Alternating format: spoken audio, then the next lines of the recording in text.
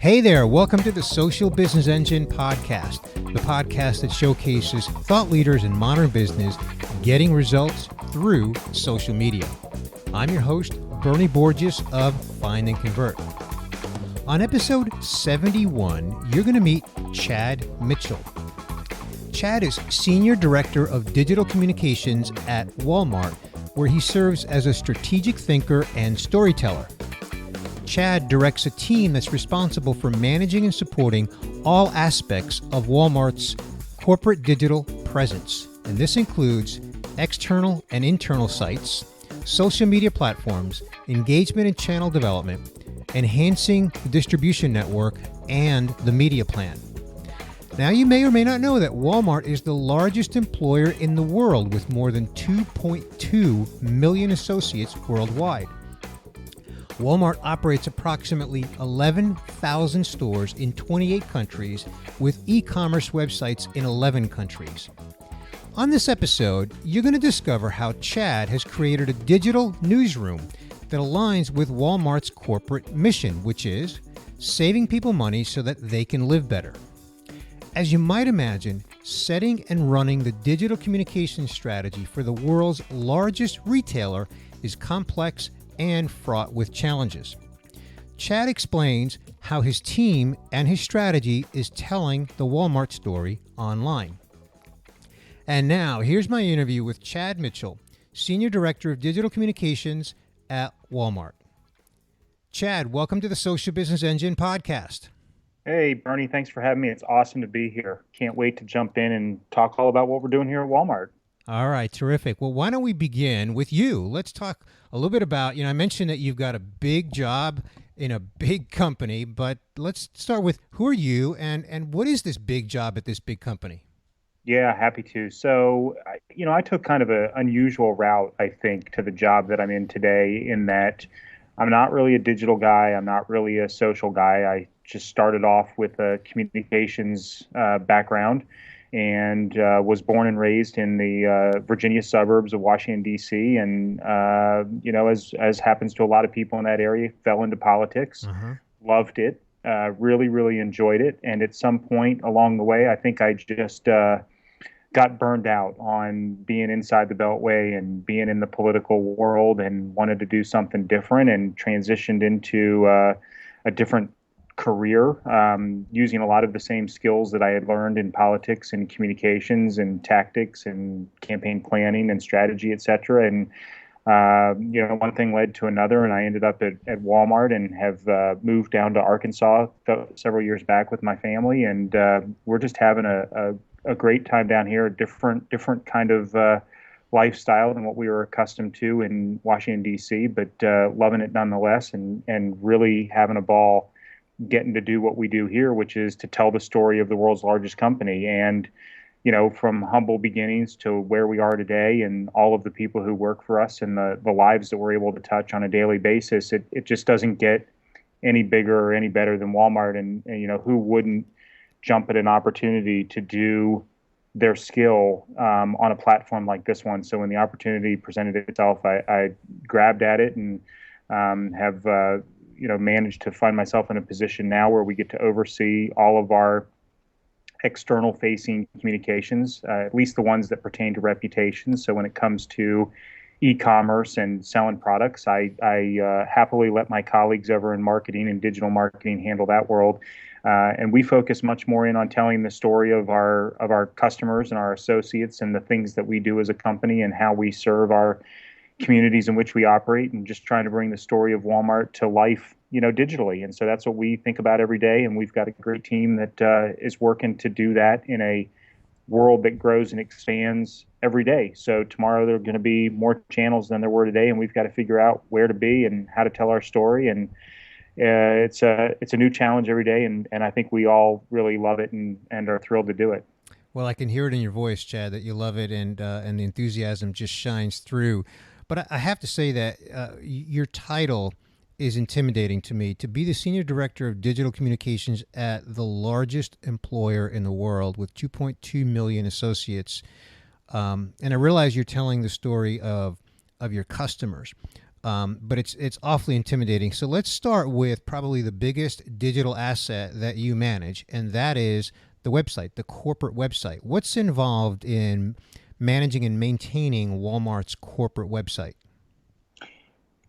Quite a bit, as you can imagine. So I don't know that people give enough credit or weight to the significance of just a website these days, especially a corporate website. And having been in the field long enough, that's all that there was. If you can think back to some of the earliest days of digital communications and being on the internet, you'd build a website and it would be your outpost for all the things that you were doing as a campaign or as an organization or as a company.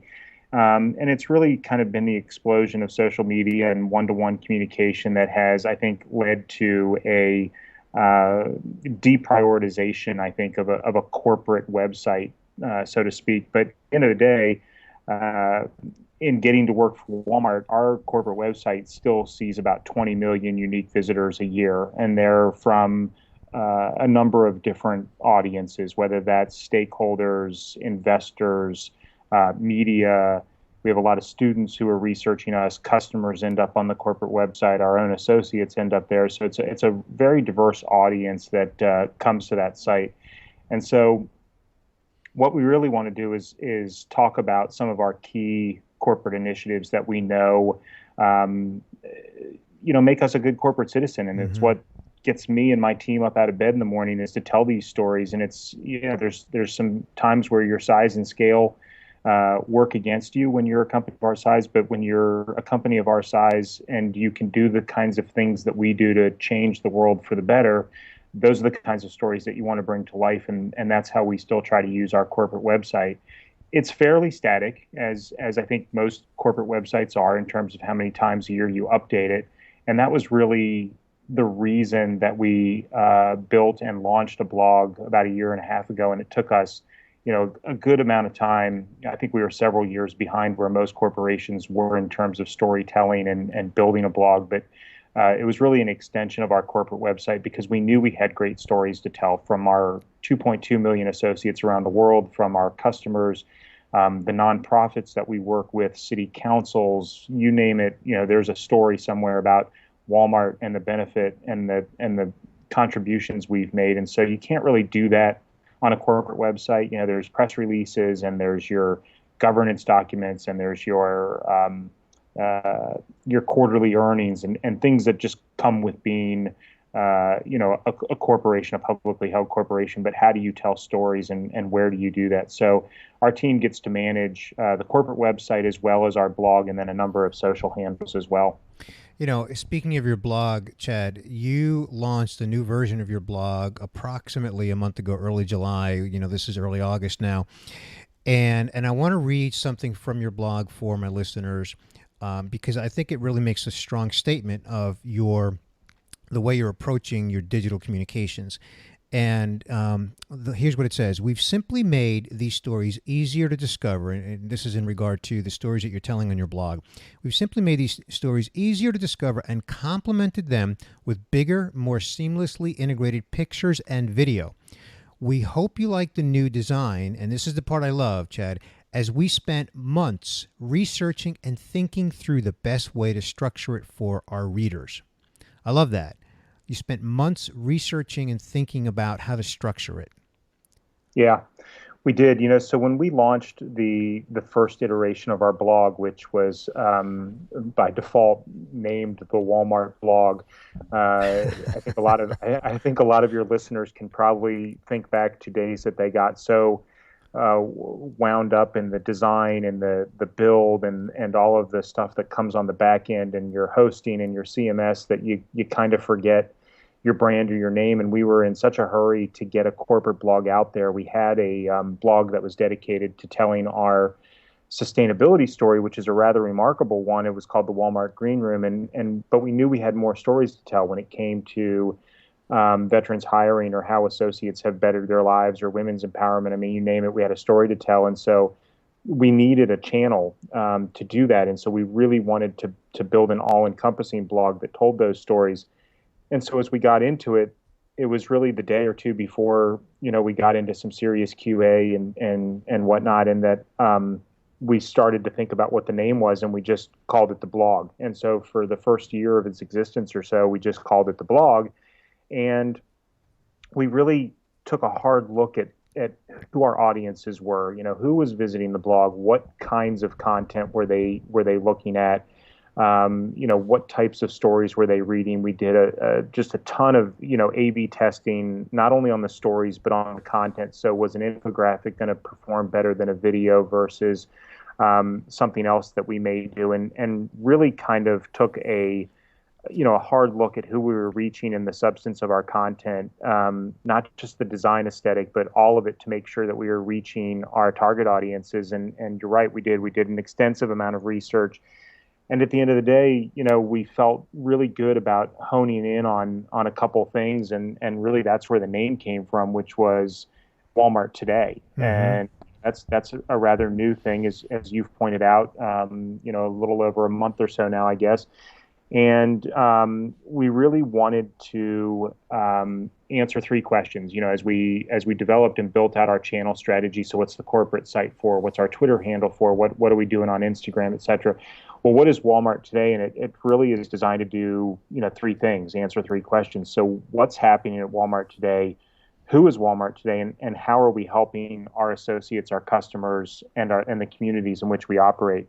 And that's really the guiding principle behind the name, the relaunch, the look, all of those sorts of things. And really, I think all of the research and the testing and the audience analysis that we were doing led us to treasure trove of data that helped us, with this relaunch. But the name really came to all of us during our big shareholders meeting, which is it's a meeting completely unique to Walmart. It is a typical investors meeting, but then you throw in a celebrity host that this year was Reese Witherspoon. You throw in a whole lot of entertainers along the way, and it becomes kind of a 4-hour pep rally, business meeting, rock concert. And our CEO is amazing, Doug McMillan. He talked about challenging our associates to be the heroes that our customers need, and to write a story that our kids and grandkids would be proud of and they want to hear. So that was all about, Walmart Today, and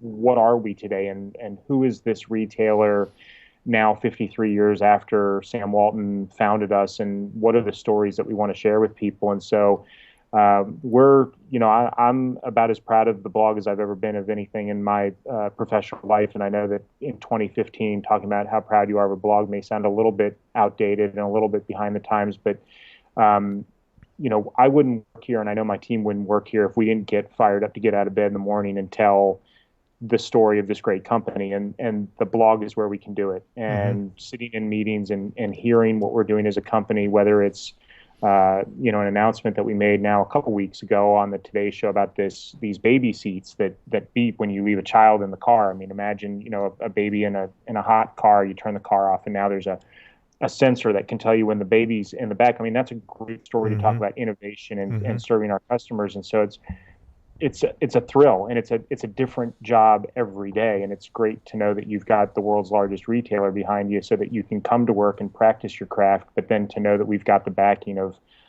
the company to have these channels and tell these stories and do it in an emotional and thought-provoking way is just it's a joy. Yeah. So my listeners know that on the show notes page, we include images and things that you and I discuss here today. And I want to point out for anybody who's mobile right now, which oftentimes is the case for a podcast listener, is that your blog, Walmart Today, is really branded. It's sub-branded, co-branded, pick the terminology. It's got a design treatment to it that's unique. It's very stylized. The images that are on the blog are just really spectacular. So you have every reason in the world to be very proud of this. And it really is an outstanding evolution of your digital communication and your content strategy. So let's actually use that as kind of a segue, because one of the other things that you've talked about in your role at Walmart is how you've developed a comprehensive social media strategy that's really focused on audience growth and engagement. And again, I can't imagine what's involved in developing a social media strategy on such a global scale. So you want to talk to that a little bit? Sure, and it was a great challenge when we embarked upon it several years back. I think I talked a little bit earlier about size and scale working in your favor, and when it comes to content in general, but specifically social media, there is probably more for us to say on a daily basis than people can consume. If it can happen in the world, it pretty much is going to happen at a Walmart, good, bad, indifferent. And it's quite a challenge. When we look at what the landscape out there looks like, Walmart as a brand is mentioned about 60,000 times a day across social Wow. media. Our colleagues over in marketing deal with the majority of those, and then we're trying to sift through, find out the ones that can have a real, impact. Are they media inquiries? Are they questions about some of our corporate social responsibility initiatives. And so when we set out on the journey several years ago, we really wanted to create some very specific niche handles that spoke to some audiences that wanted to talk about very specific things. So we created a handle to talk specifically about our veterans hiring commitment, and we created a handle that spoke specifically to what we were doing in the area of sustainability. We had one for charitable giving, so on and so forth. I think 7 or 8 handles at the end of the day.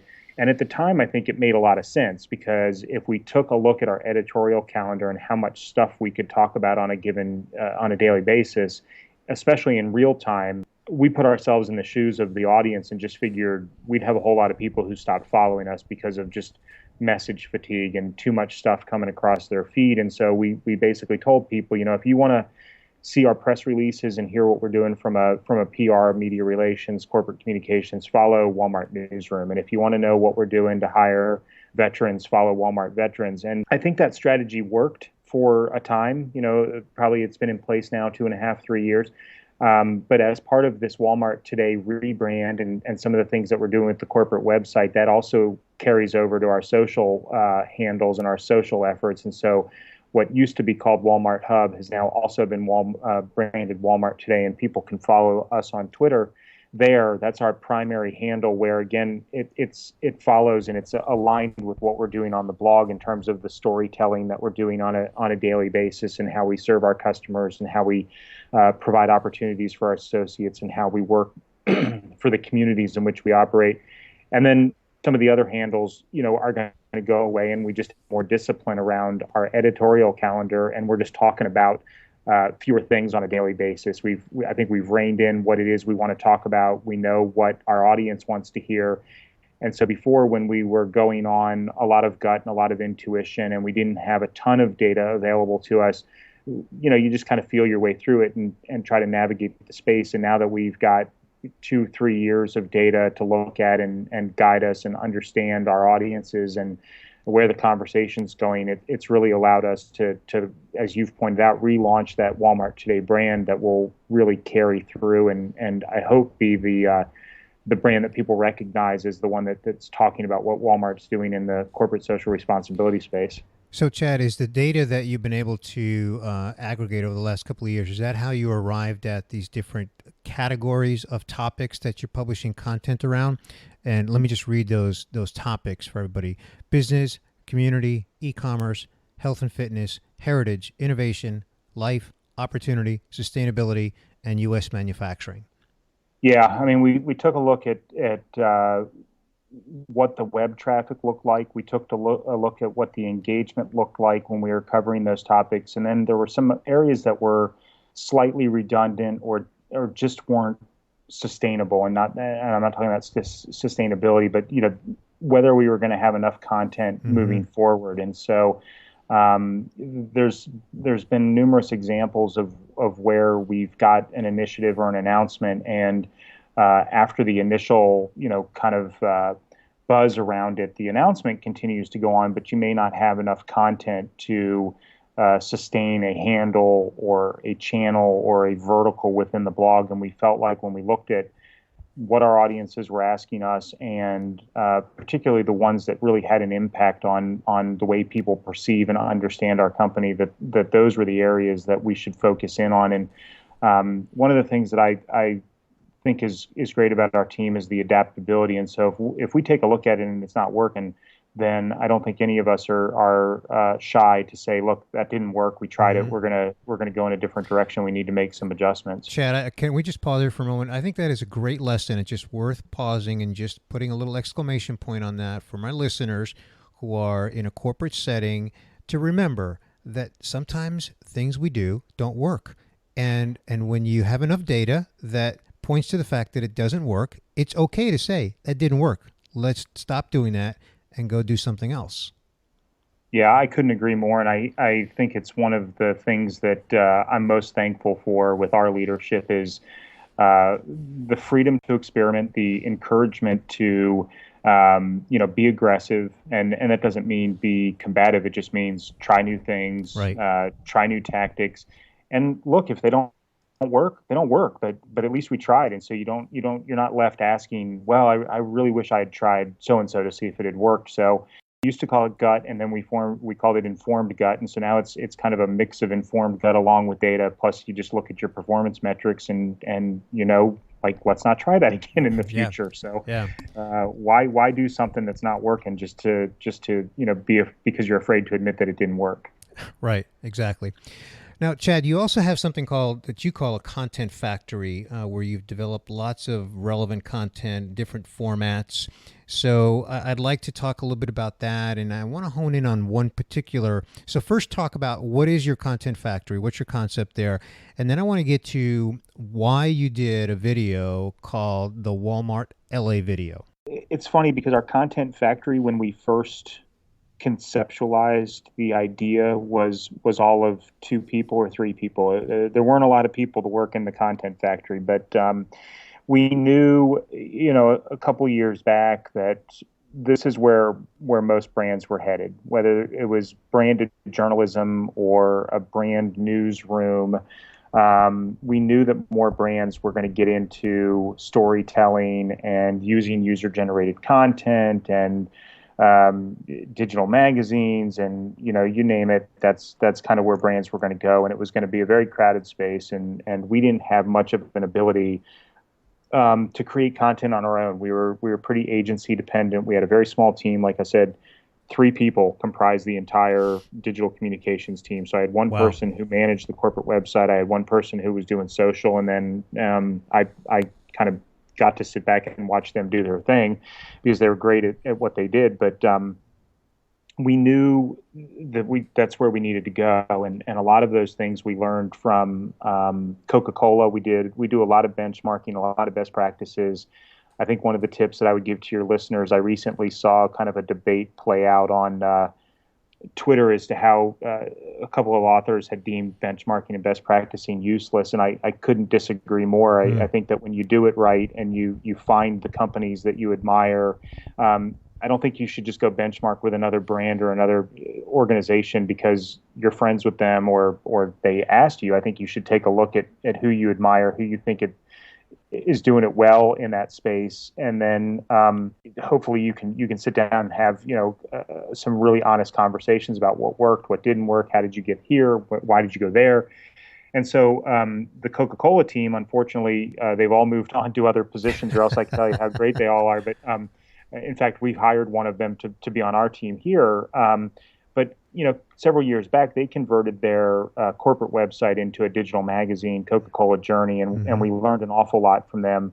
In fact, we ended up working with the agency, the vendor that built their website, Perfect Sense Digital, and they now do our website and our blog, and they've been a great partner for us. And so, it was like, how do we create a mechanism, and how do we bring some of those external resources onto the team? And slowly but surely, we started to build the digital team. And as I alluded to earlier, I think we were all of three. We've now, I think, got a team of 10 or 11, and we'll continue, I think, to look to build resources there.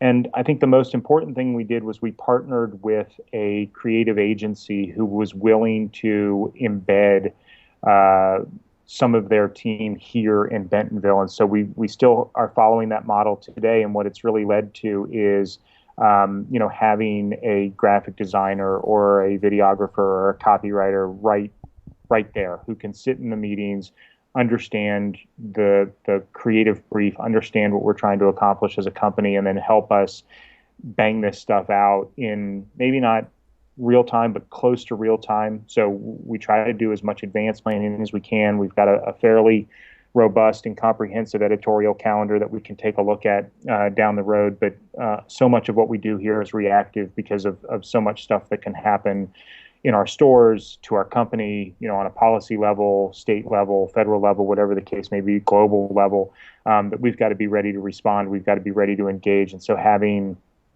ready-made content producers here on the team has gotten us closer to embodying, some of that factory mentality, that branded newsroom. And I should just point out to your listeners, who some of them are probably shaking their heads saying, I've heard this before. None of this is unique to me. So I claim no ownership of this. I think every brand has kind of seen this coming down the road, whether it's been Chipotle or REI or some of these other companies who, I think Whole Foods does it well, Starbucks does it well, that has really blazed a trail in the digital space and is doing some really cool storytelling. With that said, I think it's becoming cliched and it's becoming a little worn out. And I think, content, whether it's good or bad, is sometimes being mistaken for storytelling, and it's not really, I think, advancing an organization's mission. And I think we feel like the stuff that we're doing, it's pretty solid, and it's resonating with our readers. Yeah, but what I would say, Chad, is that storytelling, even though storytelling has certainly become mainstream, and you've referenced some brands that are doing it well and have been doing it for some time, and you've been humble in saying that it's not unique to you and what you're doing at Walmart, but there's an element of the storytelling that's very emotional. And that's why I want to talk a little bit about this video called the LA video, because, correct me if I'm wrong, but it was in response to some controversy, some negative publicity that Walmart received about building a store somewhere in LA. So you did some homework and you created a video. So you want to tell that story around this video? Sure. And it's an experience that we had in a lot of places, and I was lucky enough to be on the team that was overseeing a lot of the efforts to build stores in some big cities back when I first joined the company, namely Washington, D.C., New York, Chicago, Los Angeles, Miami. And so I oversaw some of the digital components, building microsites in those places, trying some tactics to really introduce ourselves. In a lot of cases, especially when you think about New York City, where there are no Walmarts in New York City, there are no Walmarts in San Francisco, the official city. There are some people who didn't know us. They had never stepped foot in a Walmart.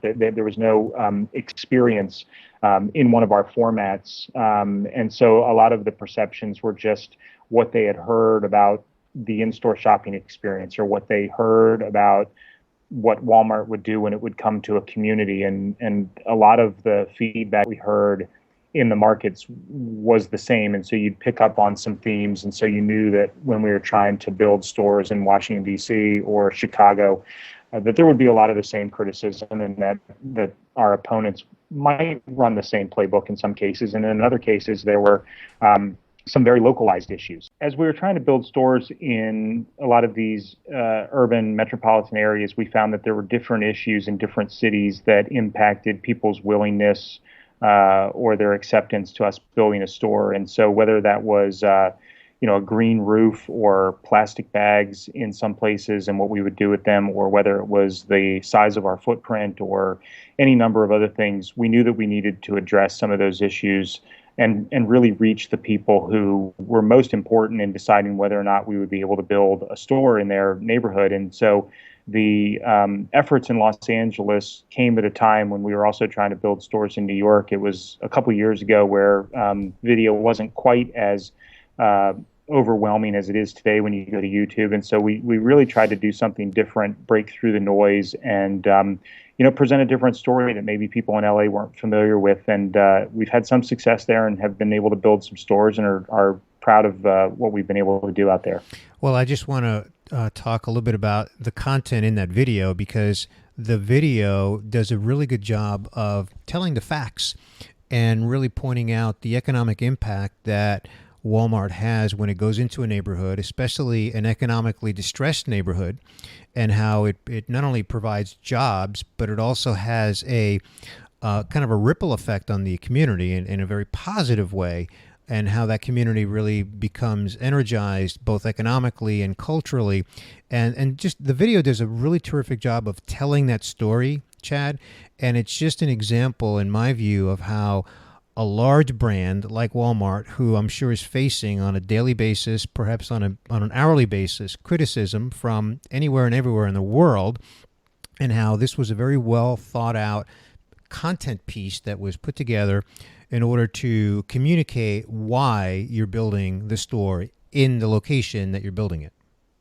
Yeah, the some of the commonly held perceptions or criticisms that we hear are, the negative impact that we'll have on a community when we come to town, that small mom and pop businesses can't compete with Walmart and therefore we push out local businesses. And then one of the other criticisms is, how we treat our associates and what we pay them. And both of those are fairly easy for us to counter, and how you do that in an emotional way and do it in a way that connects to audiences isn't as simple as some facts and some statistics in a pretty infographic. It's about introducing people who have been able to build businesses because we've come to town, and it's about talking to the associates who have benefited from having a job. And the other thing is it isn't quite as discussed a topic today as it was, 18 months ago, 2 years ago. But this notion of food deserts, where there's these areas that you'd be surprised are lacking access to, fresh and healthy and affordable foods. And so, we knew that people shouldn't have to make a choice between, what's affordable and what's good for them. And so when we talk about building Walmarts in some of these distressed areas, it is critically important to talk about the people who will be impacted by working at the stores, who will get jobs at the stores, the communities that we'll serve, and the access that they'll have to, fresh, healthy, a broad assortment, lowest prices, and really tell a different story than the one our critics would like people to believe when we're talking about building a Walmart. Yep. Outstanding. Well, Chad, I would now like to segue to my one thing question.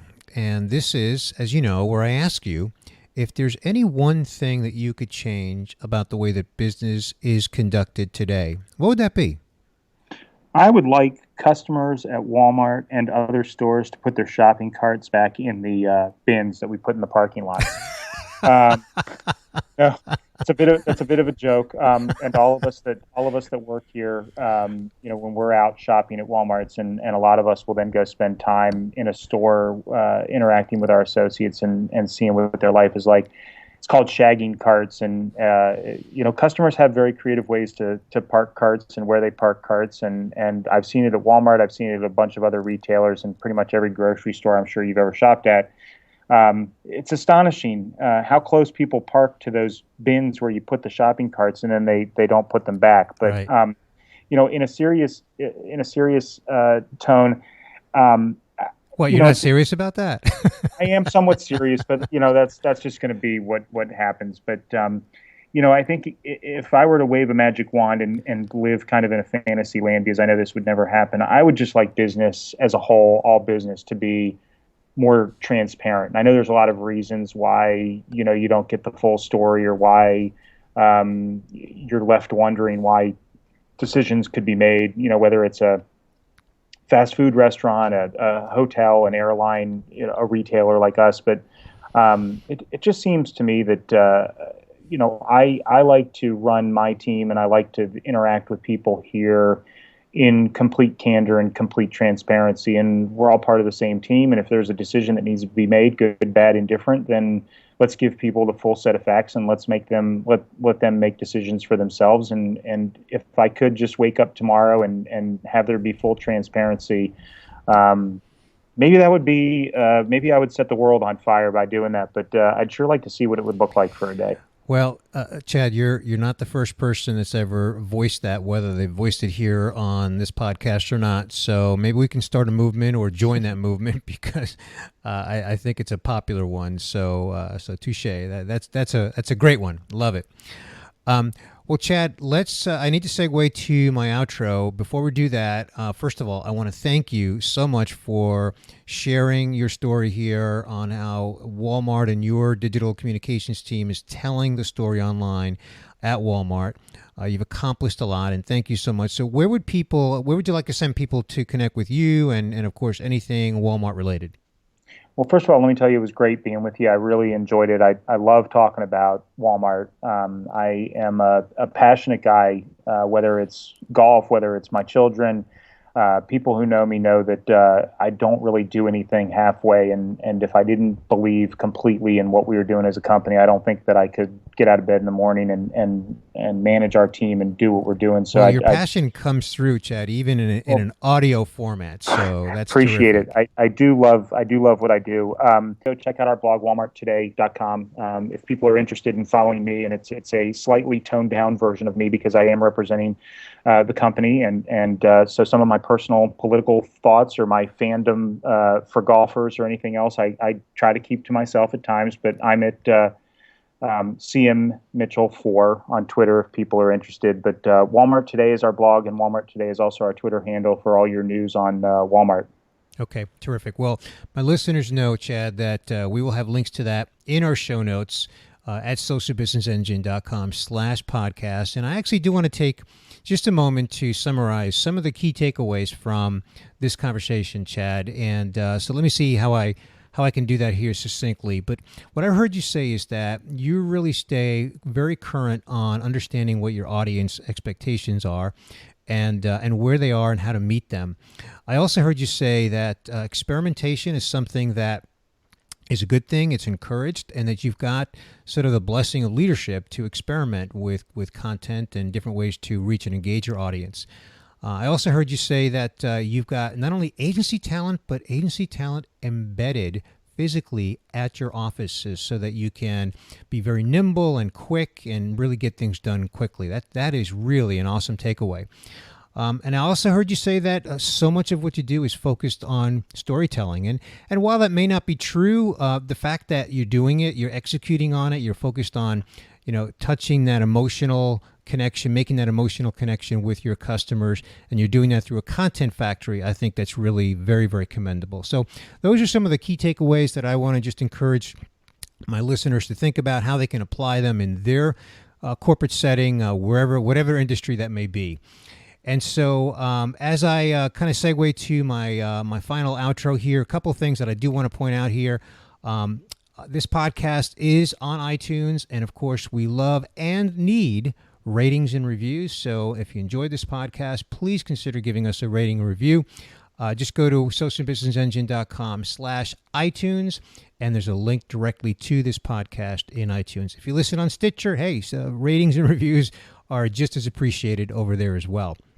And while you're on our website, I would encourage you to subscribe to receive each and every podcast episode delivered through email that we send out every single Friday. And you can subscribe right there at socialbusinessengine.com. Just hit the subscribe page. And lastly, I want to pre-announce something that I'm really excited about. Now, it depends on when you're listening to this, whether it's a pre-announcement or not.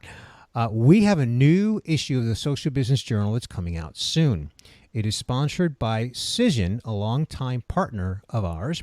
And in this issue, we're going to be showcasing 5 brands who reveal their secrets to what's working in social media marketing. So listen up for the availability of this issue of the Social Business Journal that's coming soon, or hit our subscribe page, again, so that you get notified when it becomes available. But if you're already subscribed, then you are all set.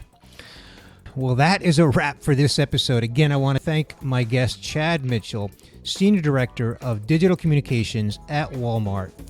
I'm sure you got a bunch of takeaways from Chad. I know I did, and I thoroughly enjoyed my conversation with him today. This is Bernie Borges of Find and Convert, wishing you continued success on your social business journey.